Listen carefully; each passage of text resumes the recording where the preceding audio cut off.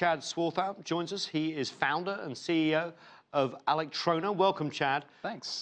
First of all, I mean, maybe I'm getting old and not excited about these things, but was this, we used to get really excited about these things. Was there a lot to be excited about here? You've got a good point. It wasn't, one of these big unveilings where we see, super crazy things that we've never seen before.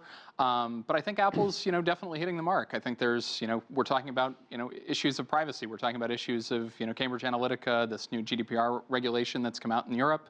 And I think that Apple's focusing on, continuing to deliver, a really solid product, and also a lot of improvements for older devices, which, you see the stuff that's happened with the batteries recently.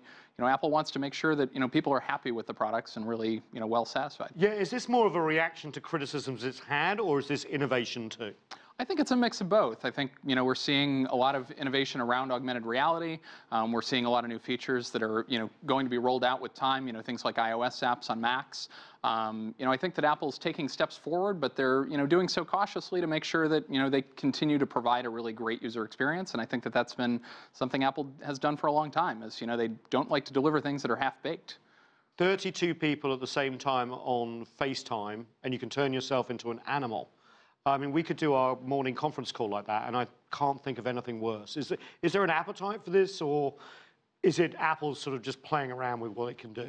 Well, I think some of the stuff with Animojis, it's, certainly they want to get children excited. They want to get young people. So that's, you become an animal, essentially. Or you become a person that's sort of your own avatar with some of the releases that came out today. But I think the, multi-user calling, absolutely. I think there's some business use for that as well. And I think people right now, I mean, they use other products, and it's kind of clunky when you have to get on a conference call, right? Yeah, but I just don't see, anyway, that's just my personal preference. Maybe I'm getting too old. In terms of blowout products, because this is important, it's been a very fast-growing company for a long time, but it is slowing down, especially when it comes to iPhones and other things like the iPad.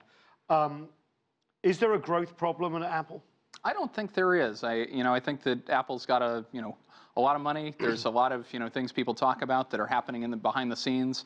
I think that there always are new products being developed that we don't hear about until they're ready to be released. And I think there are going to be some exciting things coming out in the next few years that we don't even have a concept around yet.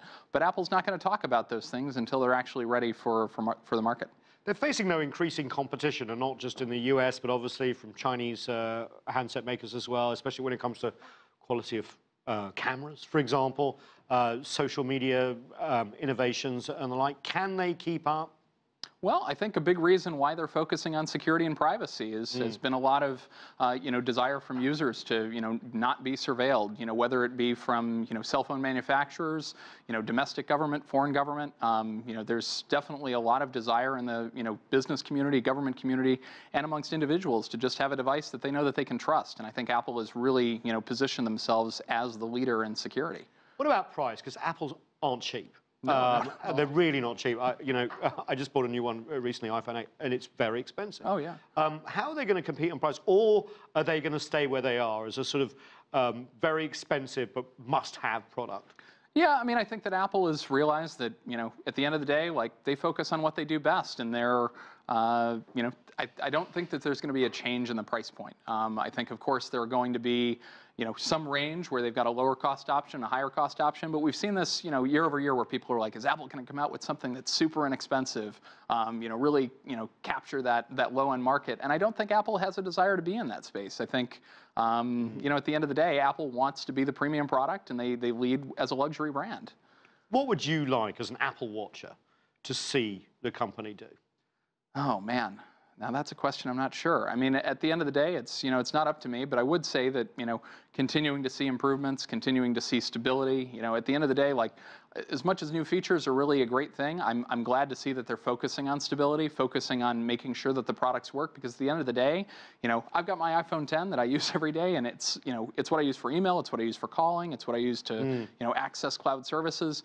When I'm at work, I just don't want to be bothered with something that, is giving me a headache. I just want to be able to get my work done. And I think there's a lot of people out there where, they just want the stuff to work, Yeah, innovation and security. Yeah. Incredible. Well, thanks so much, Chad. Really appreciate it. Thanks for having me.